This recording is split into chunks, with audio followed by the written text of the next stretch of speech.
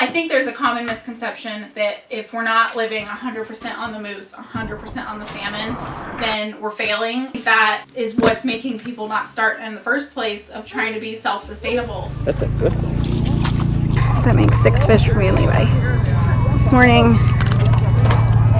Alright, so that's 1 fillet and 1 jar. So yeah, these are definitely smaller salmon than last year, huh? Well, how's that freezer looking at your place? I don't think I planted them deep enough. Definitely mounding would have helped because they're so close to the surface, but I'm just on the Yukon Gulch right now. Oh, there's my...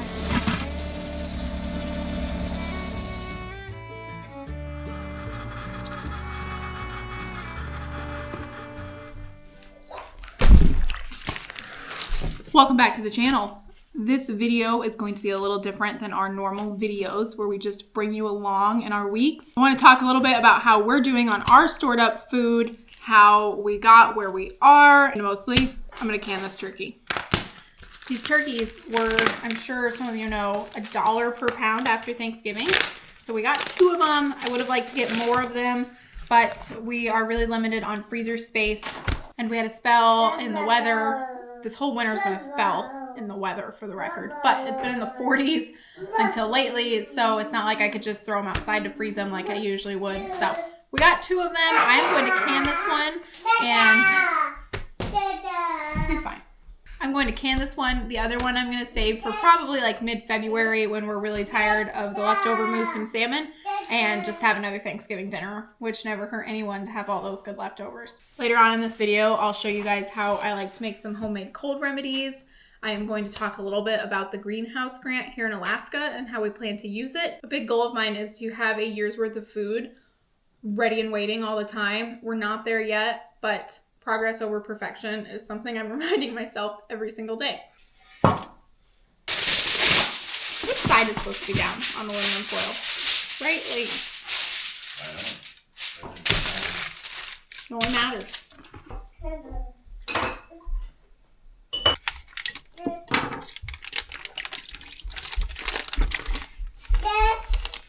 I want to save some of that actually.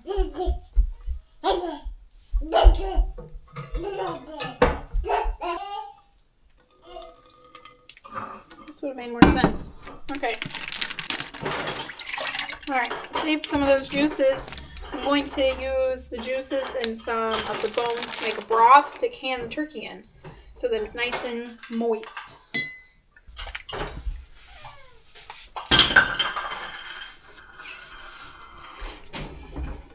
Vinegar and water. Beautiful thing. I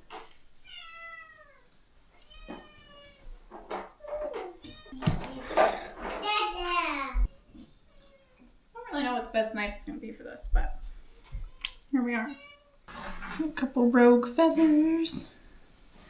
I haven't talked Levi into it yet, but I'm highly considering raising our own turkeys next year. I raised turkeys back in Colorado, and I think they're so much fun. Levi doesn't think they're so much fun, so we'll see if that happens, but it's on my to-do list. So I'm totally going to butcher this, but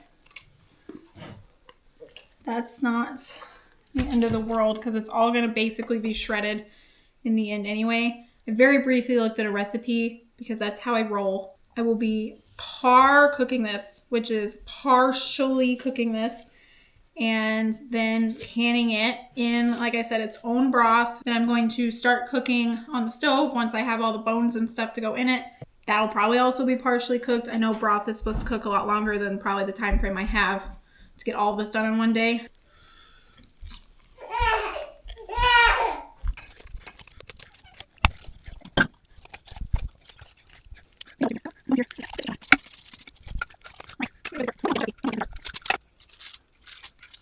Actually went better than I expected it to. I really want to get a lot more into canning foods. I have a really tiny refrigerator, so even with freezing in the winter being a little easier with putting things outside, I just don't have a ton of space for things to go from the freezer to the fridge, and really the freezer is pretty stinking full. I'd really like to get better about canning lots of things. Canning some moose. We didn't do any moose cans this year. It was all frozen. We do can a lot of salmon. It stays not fishy longer if you can it versus if you freeze it, eventually it'll start to get fishy in a few months. So we freeze like enough to kind of eat for the summer, and then we switch to canned salmon. But it wouldn't kill me to have some canned moose, some canned turkey. When I get chickens and the chicken coop, I want to have enough that I can cycle out old hens that aren't laying as many eggs. I think at like 3-ish years old, they lay a lot less eggs, and I want to butcher those hens every year and can the meat. They make really good stews and whatnot. There we go. Cooking some of these pieces like the legs, wings with the bone on is going to make it easier to get the meat off the bone than if I decide to fight with it right now. Get that like ball joint guy there off, and then it's just meat. That's all it's attached by. Just gotta cut the muscle. Ding ding rings the bell. We're ready to go. Wolves, swan, caribou, and bears. Gus, you want in? Cool. God. Look, I dropped a piece for you. Look at the floor. I don't see why I would want the skin in jars. No, I would agree with that. The only thing good about skin is it gets like crisp. Right, that's what I'm thinking. When you cook it in the oven, you just put it in the jar. It's just gonna slide the other thing. Yeah, I'm not a professional I'm not either. canning turkey cooker, but it Not doesn't either. sound good to me. That's a good time to say this is not a how-to video. It's not a how-to. This is just how we do. There you go. Make a rhyme. That's pretty good. We are working on progress before perfection. I think the best way to get into something like this is to just start with something that you'll eat. You know, what is that? Do you eat a lot of chicken? Try canning some chicken, you know? I would think that's gonna be pretty good. I think it's gonna be great. You're looking at those chunks of meat there, you know? Yeah. Maybe we can have the legs for dinner.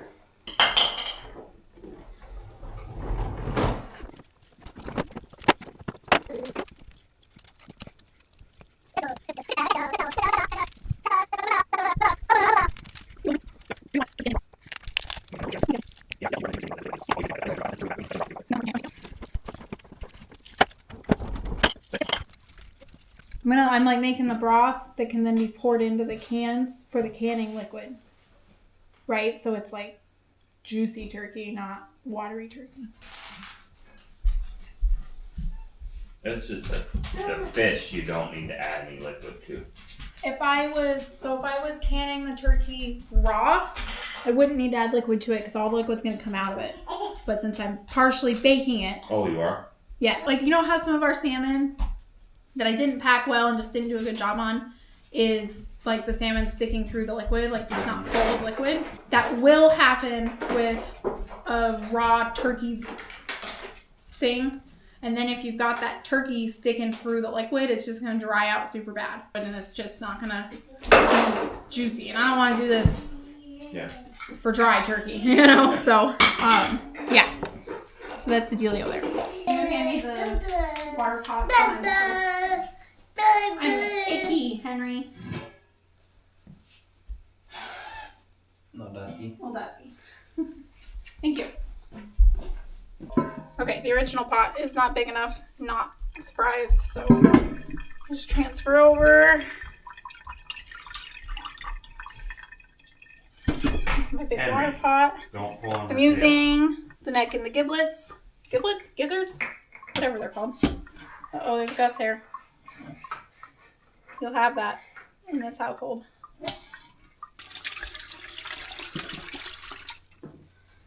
All right, now I'll just top her off with water.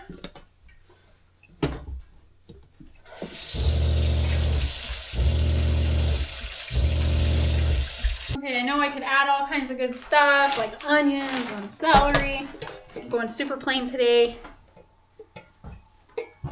Turkey. Okay. Whoa, baby on the loose.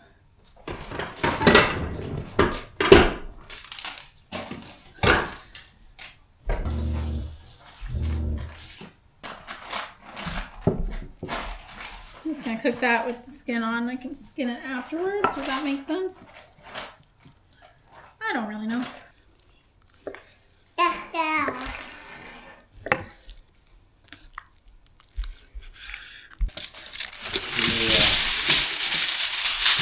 Little net thing fell. Alright, we'll avoid some moisture loss with some aluminum foil. I think I'm only cooking this for about 30 to 45 minutes. I will peek at my recipe again.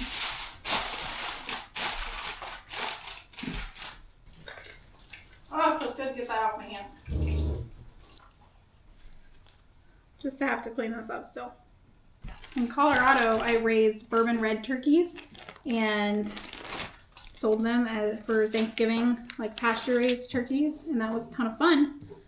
In Alaska, though, I probably won't worry so much about trying to sell things. It'll be more just for our consumption, share a little bit of extra with the neighbors. $1 per pound, for the record, is wildly cheap for any kind of meat. You know, and you get a lot of bone and stuff in there. You know, I wonder if I weighed this, I wonder how much it would really come out to for the actual meat. But you've got the broth, all kinds of good stuff. I'll figure out what to do with the skin. Either portion it up for dog food, little treats for them, or see if there's something I can do with it. So I'm not seasoning this at all. If anything, I might put some seasonings. This is hot, baby. Henry. Can you go hang out with your dad? Henry. He wants my camera. I'm not putting any kind of seasoning on this right now. I don't want it to get too salty or too fill in the blank, so. He's coming for you. He's on the run. He's on the loose. Ha! Beat you to it. Is it this camera you want? Look at this mess. Look at it. This case and one more case in the Connex. I'll get these washed up. My canner ready. Oh yeah, I gotta check my recipe. My recipe. That jar's got a dent in the lid. I don't think I'm gonna use that. I think before I'm done, I'm gonna have you run and grab me that other case of jars.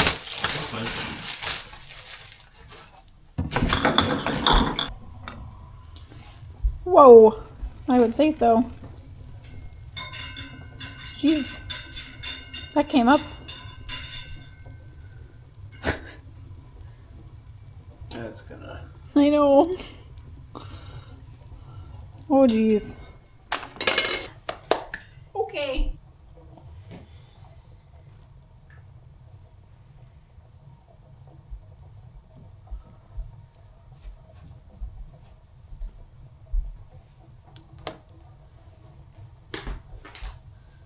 Good thing. Good thing.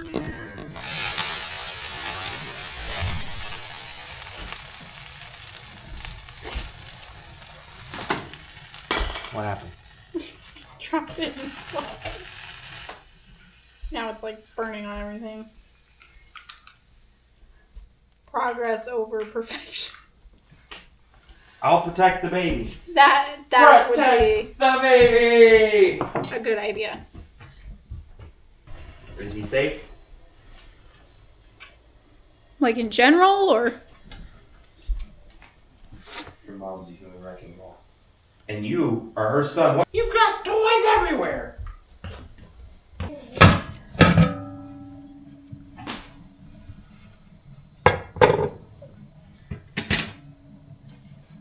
What do you need help? Yeah. Where do you want me? Just hold this. Just hold it. I took this regulator off, you know, because if it breaks, that's another $200 canner or whatever the heck this thing costs. I'm sure we can.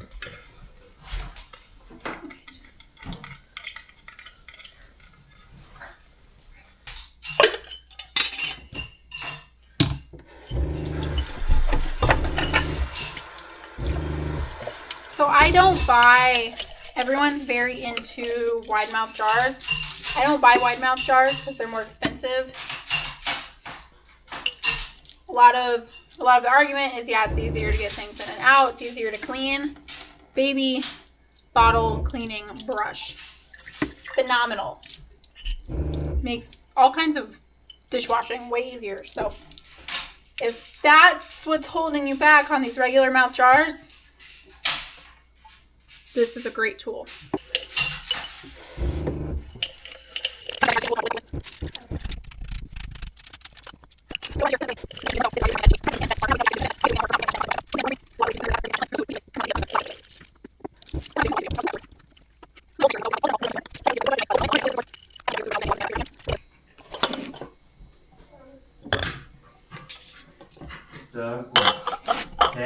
Teddy bear, jump up high.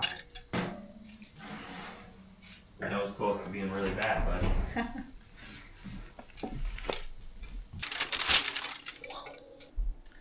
let some of this cool, let my stock cook.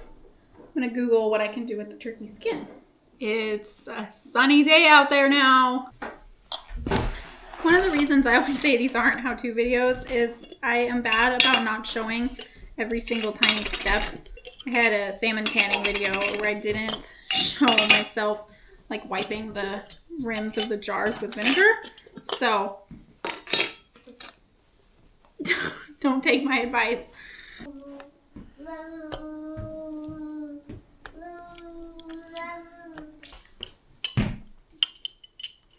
They say at my kitchen, my rules, don't worry about it unless I invite you over for dinner. And if you're someone who's going to worry about it, you're probably not someone who's coming over for dinner here.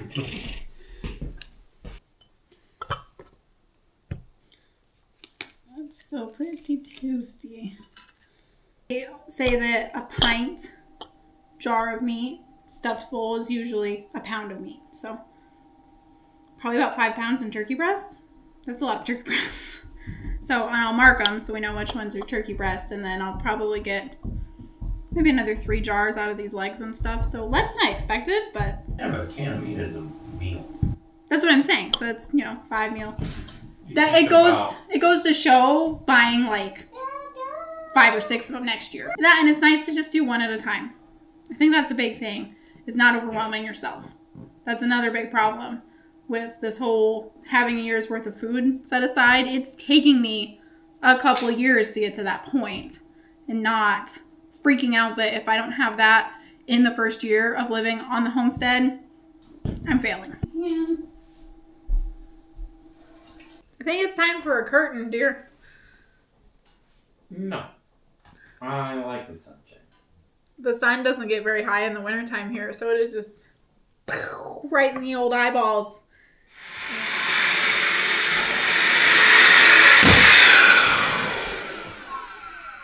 Henry says you missed a spot. I'm sure I did.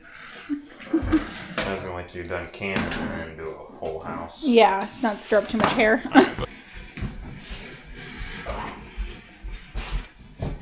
But let's get back so I can open the oven.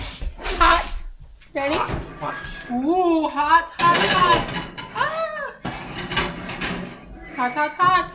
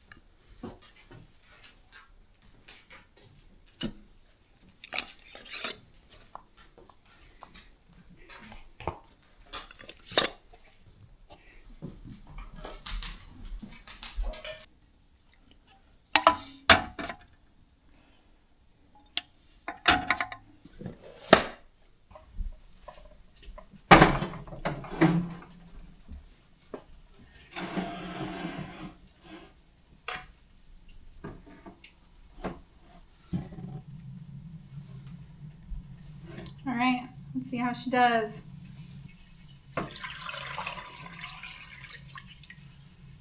Okay, I've got a lot more bones and stuff to add to that once they've roasted a while.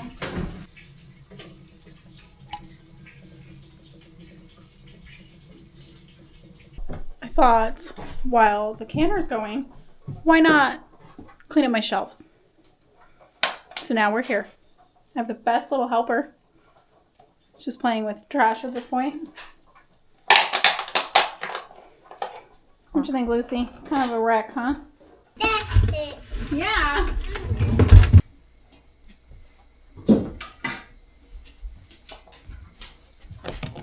Let me pour this, okay?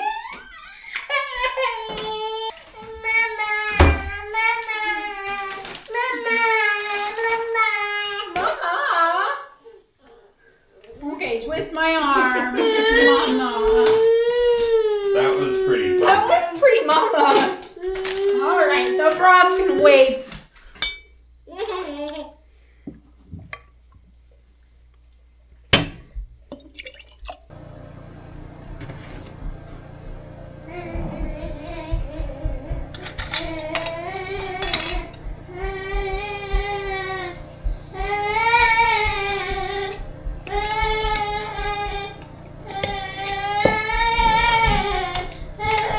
The other thing, I learned this the hard way a few times now.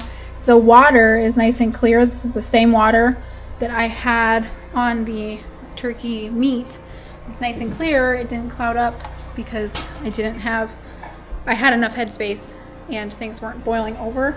I have made that mistake with salmon before, and I had liquid like seeping out of the lids. So that was kind of unfortunate. It made my pressure canner pretty gross, but so that's good. I'm happy with it. The other thing I think I did with the salmon was not screwing the lids on tight enough. I got a little lazy this summer with canning salmon. I was just really tired and didn't do a good job at it. So live and learn. Right.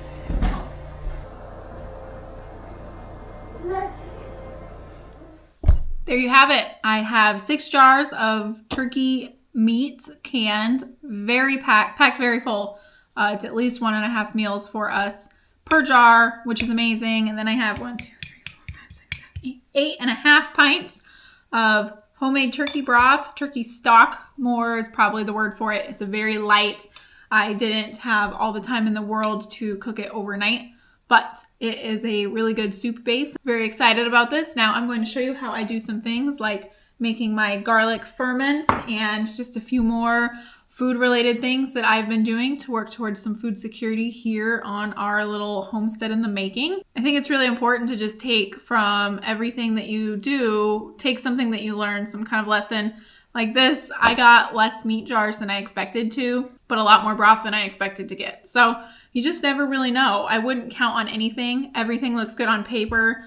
When you actually put it into practice, you're gonna get maybe a little less, maybe a little more. Okay, I am going to bust out my laptop and start working on this greenhouse grant. It's a microgrant that a lot of people in Alaska talk about, and I'm gonna show you what it is. Alaska is amazing about having all kinds of little programs and stuff that can really help out the people, especially in our rural communities, like where we live, and we're not even really that rural by Alaska standard. We keep calling it the greenhouse grants, just what everyone calls it, but at the end of the day, you can get a grant for a chicken coop, a greenhouse, some garden tools. This is going to help us a lot. I think you can get up to $2,500 for a greenhouse. I think it's about the same for a chicken coop. I think you can only get 1 grant per year, which means I'm going to have to pick a greenhouse or chicken coop because we want to do both this spring, and I don't want to delay one just in the name of it getting paid for next year. Eggs and a greenhouse are both going to be really important for us. Uh-oh, battery. Jeez. Oh, jeez. Chicken coop is probably going to be a lot of logs from the woods, a lot of trees cut down and peeled, where a greenhouse we might need a little bit more of a 2x4 vibe, just so it's easier to put plastic on, and it's not like trying to put plastic panels on round surfaces, if that makes sense. So it might make the most sense to do the grant for the greenhouse if we're buying more 2x4s for that, where the chicken coop side's a little more rustic. I'm not really positive, because then when I get into the side of like wire fencing, I want to do a very heavy duty wire fence with lots of posts in it for the sake of a bear pushing on it. So I want to do heavy duty, and then I want to do small on top of it to keep ermine out. So the fencing is going to get, like that wire that's going to go over a run and whatnot is going to get expensive too. 2024 Microgrants for Food Security Program. Henry got a busy board. The kitchen is a mess today. It kind of gets old cleaning up for the sake of YouTube. So here you are, just candidly hanging out in the kitchen with me today, talking food security. That's good, that's good. Okay, let's hop on the laptop and, ouch, do some planning. Okay, so something that's important with this whole grant thing is we do have to buy all of our things, and then we submit receipts for reimbursement. So it's not like we get some big check, which would be nice, but I understand why they do it this way. I've already looked through eligibility, and we're all good there. It's individuals, Indian tribes or tribal organizations, nonprofit organizations, federally funded educational facilities,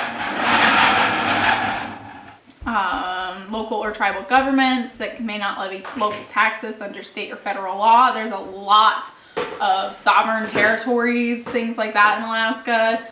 So here's the thing, is eligible applicants must engage in activities that will increase the quantity and quality of locally grown food for food insecure individuals, families, neighborhoods, and communities.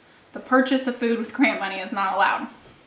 So basically, I need to be proving and be very giving with the food I grow. I really want to be giving with things like extra chicken eggs, extra vegetables out of the garden. We have one neighbor who is just constantly bringing us lettuce and canned goods and pickled carrots and all kinds of good stuff. And I want to be like her, where I'm producing enough food for our family and I'm able to pass it around our neighborhood, give it to friends. Here's the awarded amounts that you can get for small scale gardening, which includes things like gardening tools, seeds, soils, soil amendments, LED grow lights, master gardener classes, registration for the classes, a freezer, that's cool, plants, composting units, growing tents, garden boxes, Visqueen pop-ups, which would be like a really cheap little greenhouse. The greenhouse is lumber, hammers, metal stakes, tie downs, polycarbonate panels, PVC pipe, fuel for heating greenhouse. I could go on and on and on. Generator, interesting, for a greenhouse. That's a thought. Chicken coops is under the livestock operations one. Hardware cloth is kind of one of the fencing things I'm talking about. Milking machinery. Oh man, I'd kill that with a milk cow, but Levi would kill me. Someone's fighting his nap. So we're gonna get some time outside. Really important during the winter up here. And maybe he'll fall asleep in the pack here. It's really interesting getting him in here by myself, but we're professionals. See if we can keep the mittens on. Maybe take a peek at the winter garden, just what it's looking like right now.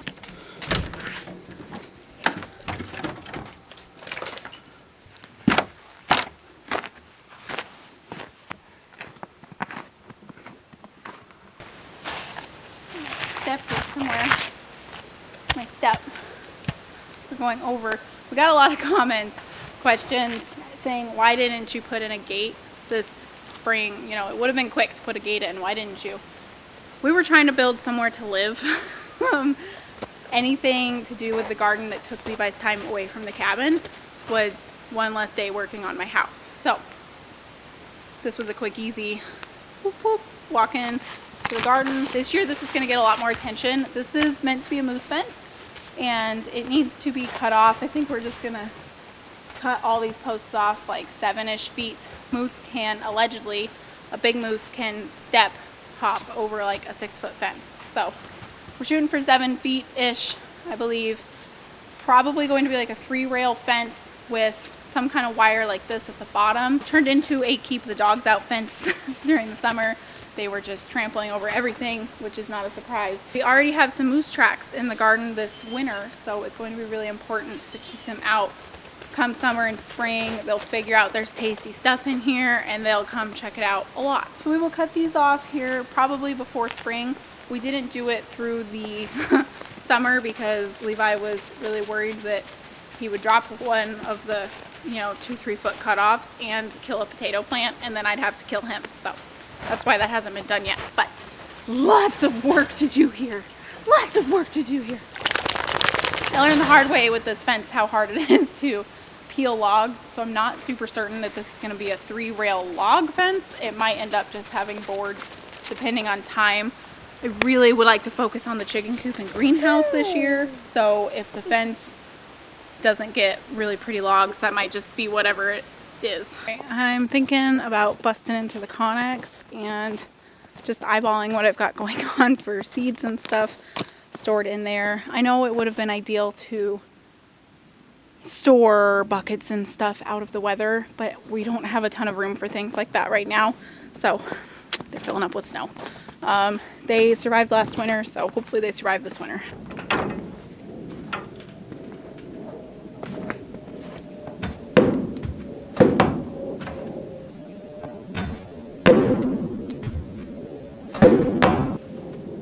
What is this? How am I supposed to get that back on you?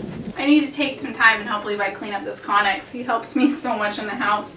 I feel bad I have not helped him out here a ton. Alright. Yeah.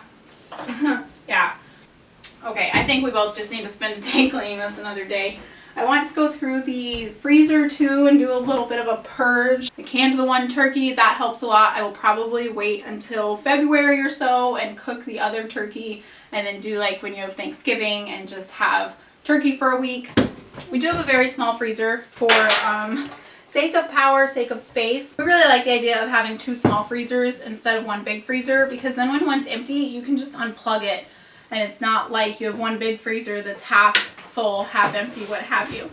But right now, there's just a few things I kind of need to process in here that would free up some space. Like I've got these leftover bacon ends from when we processed our moose. It's not super well sealed. I think I'll pull those out and let them thaw. And what I do, they're not cut into like really nice bacon strips for eating, but I really liked dicing them up and then I'll use them in breakfast burritos, and it's just like bacon bits. You use it on salads, in breakfast burritos, in like a skillet kind of thing. So you don't get strips, but it's only like $3 a pound for those, so that's like a really nice way to have bacon for cheap. I've got lots of things in here like butter from Costco. This is a really great price. It's probably not the best butter, you know, it's not organic or anything like that, but it's a crazy good price at Costco, so we load up on that every couple months. You know, other things we really like are homemade pizzas. We're not 100,000% living off the land. This is a huge chunk of Parmesan cheese. I think there's a common misconception that if we're not living 100% on the moose, 100% on the salmon, then we're failing. And I think people, if you could get past that feeling of I'm failing every time I make a homemade pizza, I think that is what's making people not start in the first place of trying to be self-sustainable. I can't get his hat back on him, so we're gonna head back inside. It's really not that cold out, but it's a little too cold for no hat on him. But what I'm trying to say is I think if people could get past perfection with self-sustainability, they could make progress with self-sustainability. We buy those big packages of pepperoni at Costco. They're like half the price at Costco versus Walmart. And we make homemade pizza.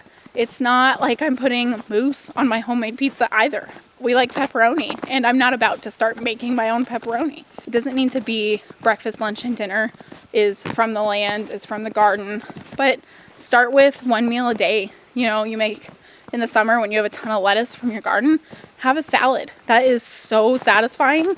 But then have your homemade pizza afterwards. Don't let perfection get in the way of progress. I have a neighbor who lives 100% on her garden, but when the potatoes run out, she has rice. Guys, do you want to stay outside? That's fine. I know, it's just crazy.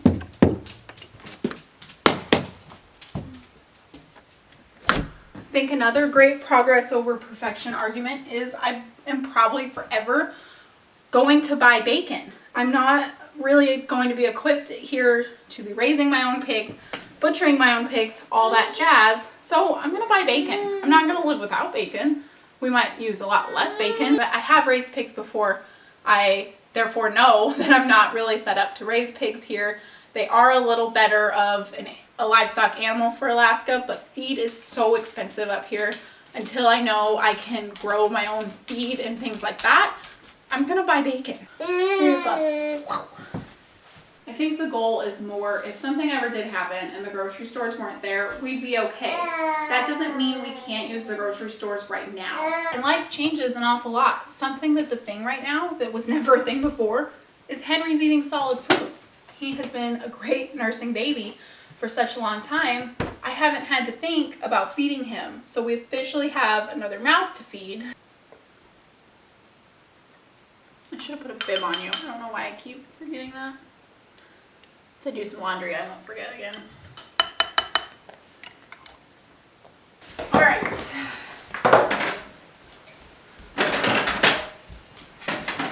So I am gonna get I'm gonna get this whole thing of strawberries out from Costco. They are organic, which doesn't make a huge difference to me, but that's kind of nice for baby food. I'm gonna let this thaw, and once it's thawed, I'm just gonna straight up blend the strawberries for baby food. It's his favorite, and who am I to deny the man some strawberries? So, get those blended up. I'm really excited to provide him with fresh strawberries, but again, progress over perfection. I think I'm really leaning towards the greenhouse because if I do the grant, then I will be able to do greenhouse panels that are like solid pieces, almost like roof panels, sheets for a metal roof. It's sheets for plastic. Versus if I'm paying for it, I'll probably just do Visqueen, which is that plastic wrap that I did last year. Obviously it gets holes in it. It's not super reusable after you put so many staples in it. I also got the email the other day that we were accepted to the Moose Roadkill program, which is really exciting. I did not sign us up for it for the first while we were here. I was under the impression that I had to be able to accept a moose like anywhere in the borough, and we are 3 hours from the other end of our borough or county, and you have to be there within an hour of the phone call is what they tell you, at least, or maybe it's even half an hour. But I was like, that's never happening for us. I never signed us up, but our friends got a roadkill moose the other day, and I was like, okay, I need to get us signed up for it because they told us a little more about how it went for them, and it was more laid back than the website makes out. So I got us signed up for our area, which is crazy exciting. If we could get another moose any time of the year will always be helpful. You can never have too much meat in the freezer, in my opinion. Crossed fingers, we'll get a roadkill moose. I should have signed us up a long time ago, but the time I looked at it before, I was very pregnant with Henry. We were snow machining in and out of Levi's parents' remote cabins is where we were living. It just didn't seem feasible at the time, but now it's very feasible. This is kind of the end result. I have had frozen, just chopped up bacon ends. Those bacon ends I showed you guys in the freezer that I'm going to chop up and freeze also.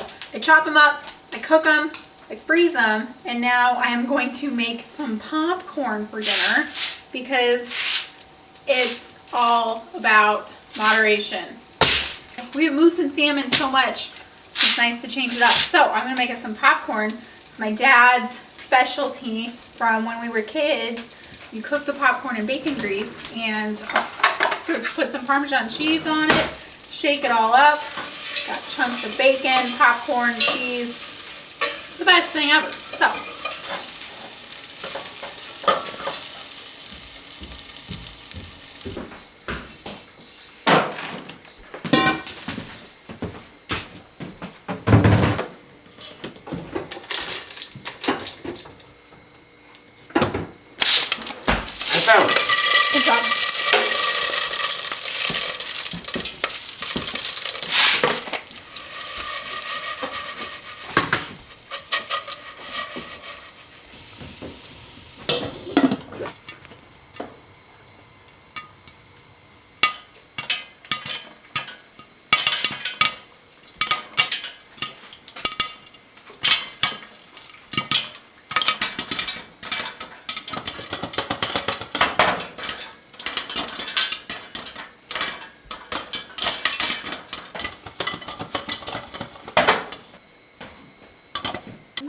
popcorn's ready.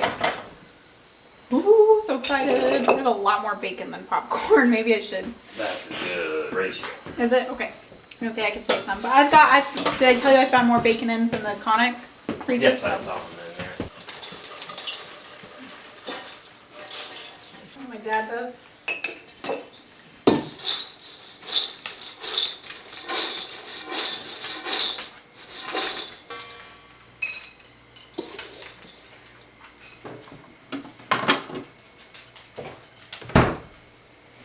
Parmesan. It's not freshly grated, but I do grate it myself, which is so much better than just the store-bought container, in my opinion. I think we should do the grant for the greenhouse instead of the chicken coop, because it would make more sense to do. It would be nice to do the plastic panels instead of visqueen. We'd be able to afford it if we had a grant for it. And if we're going to do logs, it makes sense to do that on a chicken coop. A greenhouse makes sense more 2x4s for the sake of flat surfaces to put panels on.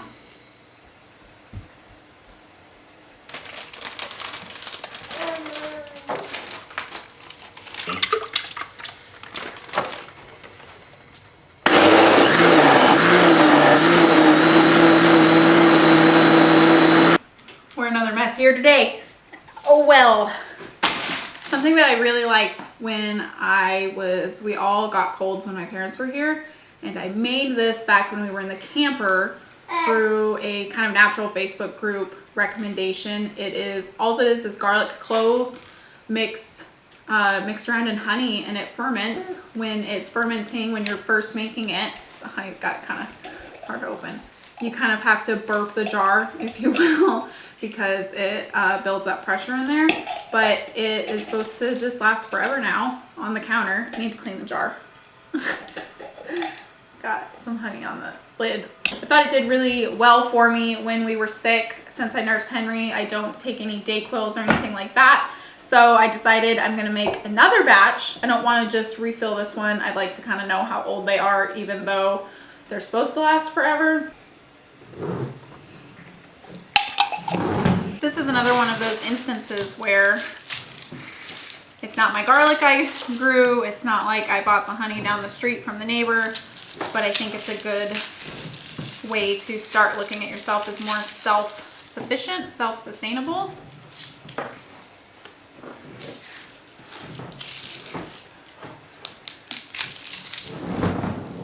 Really, anytime I can get away from some kind of medicine and get away with something natural, I'm all for it.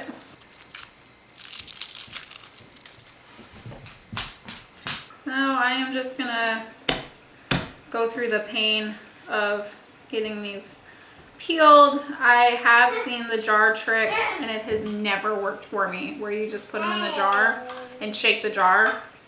No, it did not work for me. So I'm just gonna peel them old school.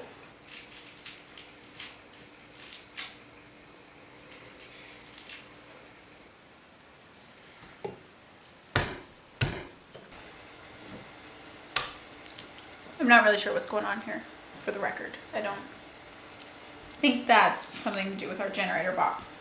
I believe I built. I don't know, bud. What's also very important is to not let food go bad. I've been a lot better, actually, since having the super tiny fridge. Not letting food go bad, because I can actually see everything in my fridge, and that is a really fabulous thing. That being said, that would be hard to do with more than just one baby. There's a lot of baby food in there.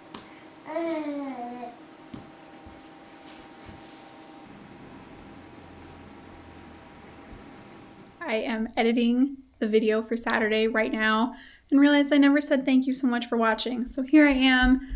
Thank you so much for watching. I hope I kind of got the whole point across I was trying to get. There's so many channels and influencers out there showing a super perfect homestead, a super perfect life, and I really just wanted to show a candid work in progress that we have going on here, working towards food security, but accepting within ourselves that we'll never be perfect. So if you made it this far, I know this video was not like our normal weekly videos, but I hope you enjoyed it, and we'll see you next week.